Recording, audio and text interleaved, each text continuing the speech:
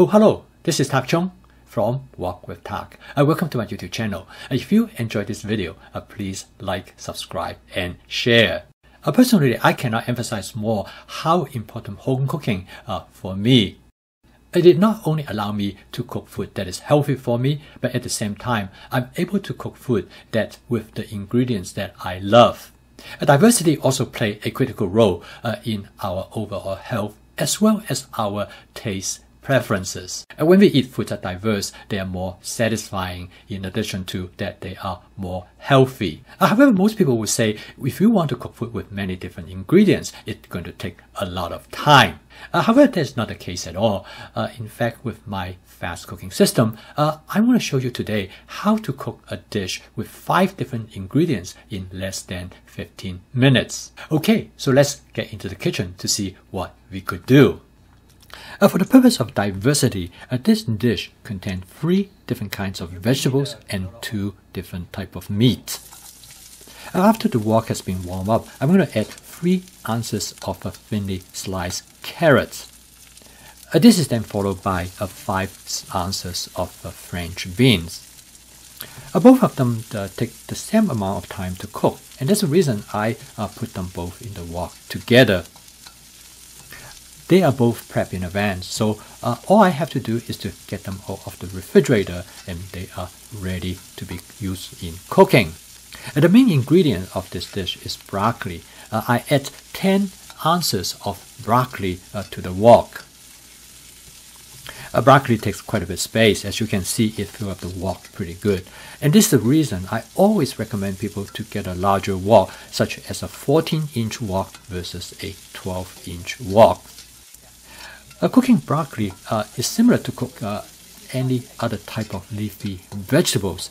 They take up a lot of space initially, but in time they're going to be cooked down. Even though you might not seem to need a lot of space at the end, but you need a lot of space in the beginning when you first put the vegetable in the wok. You probably noticed that the bottom of the wok looked pretty dry. There's almost no oil left at all. So I'm going to add a little bit more cooking oil. It is because the florets of the broccoli absorbs oil readily. However, I try to use as little cooking oil as possible. I'm going to add some water now to the wok to steam the vegetable. Cooking these vegetables are basically divided into 2 steps. The first step is to stir fry them in hot oil in order to create flavor molecule on the surface of the food ingredients.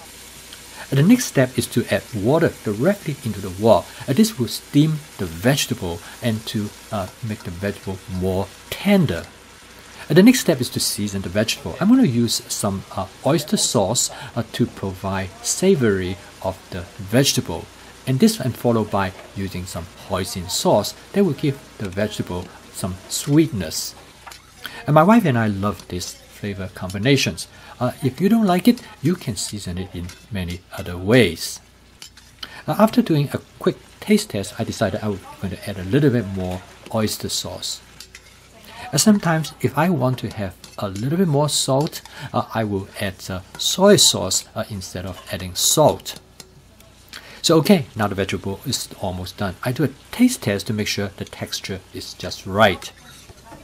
I like my vegetable on the crunchy side, so this is just right for me. If you'd like your vegetable softer, then you can steam it a little bit longer.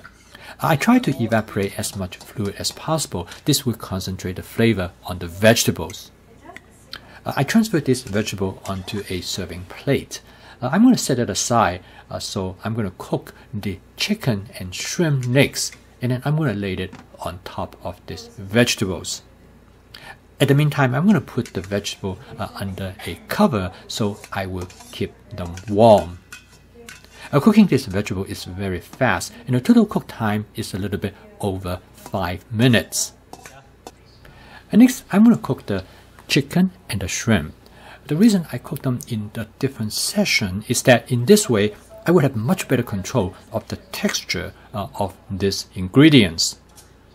For the chicken, I'm only going to use 4 ounces. I'm going to coat the chicken first with a little bit cornstarch and then with some lemon pepper. I'm going to use this shallow fry technique. I'm going to lay out the chicken on the flat surface of the wok. Basically, I'm using the wok also as a small frying pan. Next, I'm going to cook 4 ounces of shrimp.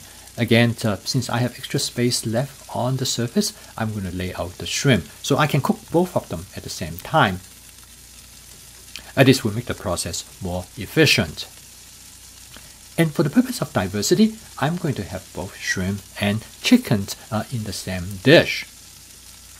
I also coat the shrimp with cornstarch first. This way it will give the shrimp a nice crisp breading. The shrimp were very lightly coated, so I will not add too much calorie to the dish. I'm going to fry the shrimp one side first, and then I will turn them over to fry the other side. A disadvantage of shallow frying, you only need to use a small amount of oil. My wife and I really like this way to cook the shrimp. It gives a very nice flavor and texture. At this point, I turn the stove to low because I do not want to keep the oil too hot. The wok is doing very well. As you notice that the shrimp do not stick to the wok at all, but the chicken tends to stick a little bit more so. I try to set some of the chicken free. I noticed that at this point the best thing for me to do is just see if I can dislodge them as much as I could. By this time the shrimp is almost ready. I use large shrimp that are individually frozen, so I could use as many or as few as I would like. I can then put them in a bowl of lukewarm water and they will thaw out in less than 5 minutes. And now the shrimp is done, I remove them and now I'm going to finish cooking the chicken. The chicken, due to the lemon pepper coating, stick to the bottom of the wok. So I use a wok spatula to scrape them off. I discovered the best way for me to get as much of those things off the bottom of the wok is to add a little bit of water. The hot water dissolves everything readily and they add it to the flavor of the chicken. Also, they create a very light sauce. And next, I transfer the chicken onto the surface of the vegetables. Again, cooking this chicken takes very little time. By using this method, coating them with cornstarch and lemon pepper, it gives chicken a grill-like flavor and texture. As you can see, the wok is really versatile and flexible, allow you to cook chicken in many different ways. By now I'm getting quite hungry, but I must not forget the shrimp. So I then lay the shrimp on top of the chicken and the vegetables. I actually cook 3 different dishes, the vegetable, the chicken and the shrimp. But I like to combine them and have them together. We are going to serve this dish over rice, and there seems to be a lot of food there, but we ate everything. Okay, so next let us take a look at the nutritional value as well as the caloric content of this dish. For this dish, I use 4 ounces of chicken, half of what I normally use, and that provided 236 calories. The next major source of calorie comes from the rice. I use about 5 ounces of rice that provides 185 calories. I use 4 ounces of shrimp and that is 112 calories. The 3 vegetables, broccoli, French beans and carrots, collectively they provide 180 calories. I use approximately 2 tablespoons of canola oils for 80 calories. The remaining ingredients offer another 72 calories. Therefore, the total calorie of this meal for 2 of us is 865 calories, and then we divided that by 2, with our individual calorie uptake at 433 calories, which is not bad at all because we were quite full. Based on how we feel after dinner, we decided that we probably could reduce the calorie even further and still enjoy the meal. I decided the first thing we could do is to reduce the amount of chicken, at least for us, is to go from 4 ounces to 3 ounces. Oh, definitely, we can eat a little bit less rice. That could go from 5 ounces to 3 ounces. Oh, well, we could also drop the shrimp a little bit from 4 ounces to 2 ounces. That would drop the calorie from 865 calories to 636.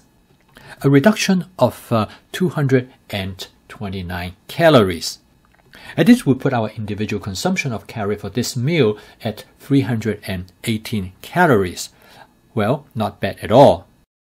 As you can see, the advantage of advanced prepping, because by having everything ready at your fingertips, you can cook complex dish with minimum amount of time and effort. So advanced prepping is almost like having all the paint in a palette available to you when you are ready to put everything together. But more importantly, it also allows you to make choices, not only from the taste preference standpoint, but also from the standpoint of nutritional value and caloric contents. And thank you for watching. If you enjoyed this video, please like, subscribe, and share. I'll see you next time.